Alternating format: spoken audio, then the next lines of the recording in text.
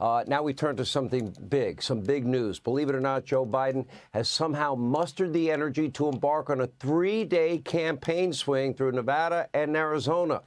Now, this is one of the longest non-vacation related trips of Joe Biden's entire presidency, believe it or not. Needless to say, Biden's big trip, well, out west is not particularly going well. Not hard to predict because that jacked up Joe, that was a one-day affair. Can't expect that to last forever. He can't be drinking that much Red Bull. It's not healthy. Take a look. You're going to be able to get to, not that anybody wants to get to Los Angeles, but people from Los Angeles want to get to Nevada. So, folks, look, I'm going on too long. I apologize. But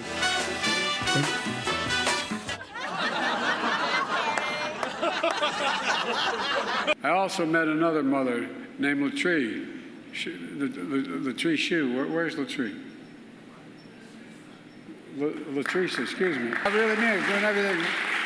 You're doing a great job. And by the way, you know, I won't go into that, I guess. But let's fly to Toronto, or to Berlin, or to London, or to Rome, or any major city in America. Union labor and contracts raise everybody's income.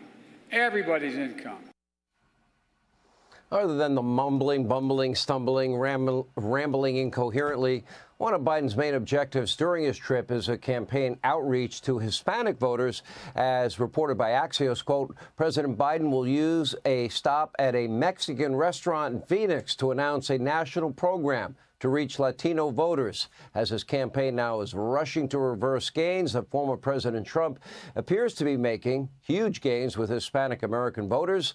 I hate to be the bearer of bad news, Joey, I don't think a quick stop at a Mexican restaurant is going to cut it. Inflation, rising crime, wide open southern border, the fentanyl, opioid crisis, human trafficking crisis, the president's failures, well, or president failure, are hurting all Americans. Instead of addressing these issues that are impacting every American, we get shameless pandering. You may remember this. Take a look. So say it with me. Si se puede. The future is ours. I was sort of raised in the Puerto Rican community at home politically. The diversity of this community, as distinct as the Bogotas of the Bronx, as beautiful as the blossoms of Miami, and as unique as the breakfast tacos here in San Antonio. I just have one thing to say. Hang on here.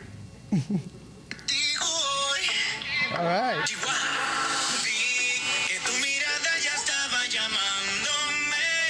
There you go. Dance a little bit, Joe. Come on.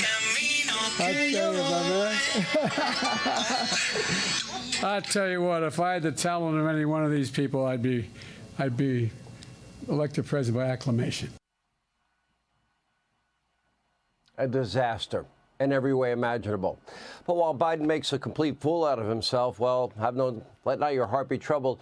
His campaign and the media mob and other Democrats, they're busy trying to distract Americans and use every tool at their disposal, of course, to destroy Trump 24/7. They don't want to talk about their record because it sucks that bad, but of course that would include our own federal government, unelected bureaucrats from Northern Virginia for the most part, and Southern Maryland, and Washington, D.C., they just loathe Donald Trump and most other Republicans. They overwhelmingly vote for Democrats. They give money to Democrats. And for many years, they have worked behind the scenes to use all their mighty powers, the powers of the federal government, against Donald Trump and those who support him.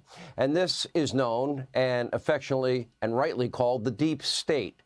Now, in 2017, you may recall the New York Times proclaimed that the deep state doesn't really exist. They weren't telling you the truth. Now the Times has kind of reversed course. They are admitting the deep state is real and, quote, actually kind of awesome. They made this lofty determination. How? By interviewing an employee at the Planetary Missions Program Office that they track asteroids and a water administrator for the EPA. Now, the New York Times would have you believe that the deep state is all about saving our planet from asteroids and improving water quality. Well, no, they didn't seem to spend any time on the all-powerful three-lettered agencies the ones we talk about, the ones that targeted President Trump, abused their power to go after him and other Republicans. They made no mention of DOJ employees who wanted to label angry parents at school board meetings as domestic terrorists, all while giving Antifa a free pass, or the multiple federal agencies that directed social media companies. Remember, they were meeting weekly in the lead up to the 2020 election, warning these big social media companies they may be victims of a disinformation campaign, and it may be about Joe and Hunter Biden.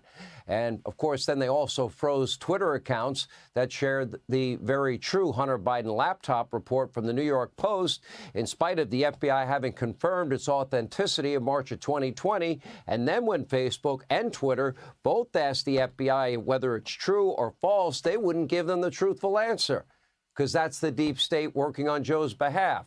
Or don't forget the 50-plus former Intel officials that knew nothing about Hunter's laptop but signed a letter falsely accusing the laptop story of likely being Russian disinformation. Nope, it was very real.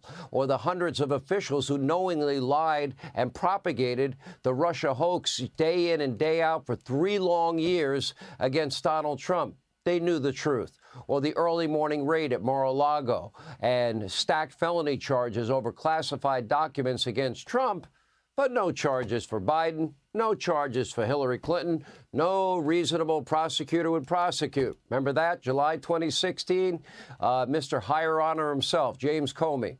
And then, of course, no mention of the other conveniently timed criminal and civil charges against Donald Trump. Oh, conveniently, all before an election. We are 230 days away from the election.